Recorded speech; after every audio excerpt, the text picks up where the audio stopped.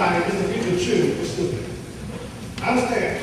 But the bottom line is, I agree with everything she just said. I agree with everything she just said.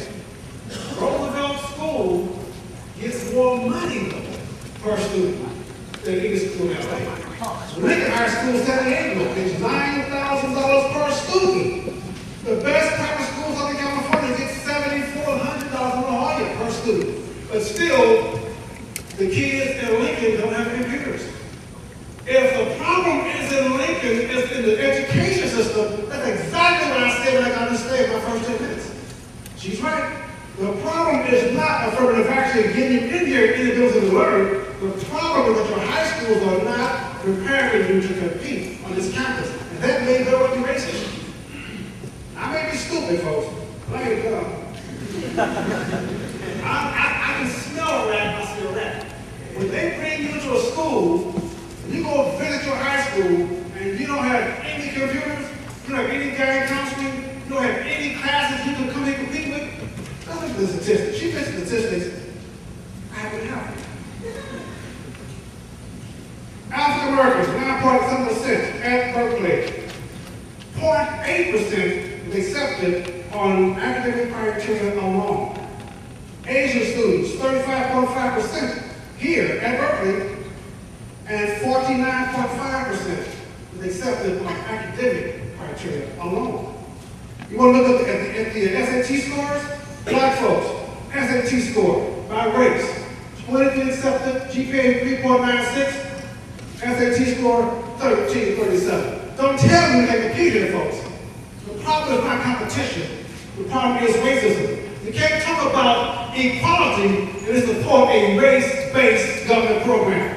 Racism is racism, folks. No matter how you look at it, how you cut it up. If you go to Master to give him a program for you, he will train you to work for his kids.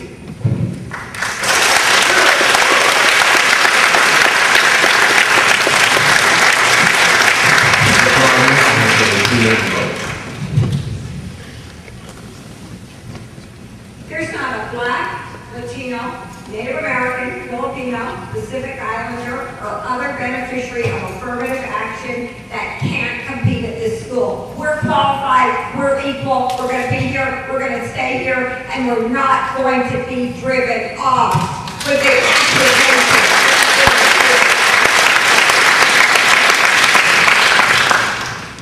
The question isn't, can we compete? The question is, are we given the opportunity? When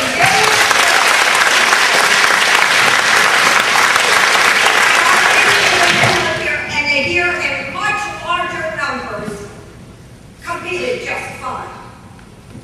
When you talk about Roosevelt and other schools in inner city areas getting more funding, first, that's not true. And secondly, those schools are run down. They bear the brunt of accumulating years of racist mistreatment and disregard and lowering of funds. But let's talk about another thing. If you go to the Oakland schools and there's a teacher laid off, you go 6 miles down the road to the Piedmont schools, a school district created for wealthy, more white people, and a teacher gets laid off. Privately, in Piedmont, they can raise the money from their wealthier individual parent base to get that teacher restored. You can't do that in Oakland. I'm from Detroit, and I can tell you, in the city of Detroit, Black people, it's a majority Black city, have always consistently voted to tax ourselves higher than any other district in the state for education, because we believe in it more. But we're poorer. And so the net result of that does not mean huge amounts of money. There's inequality in funding in education, and it's demonstrated in all kinds of ways.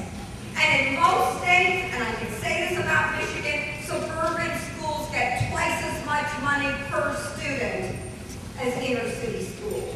There's inequality in education.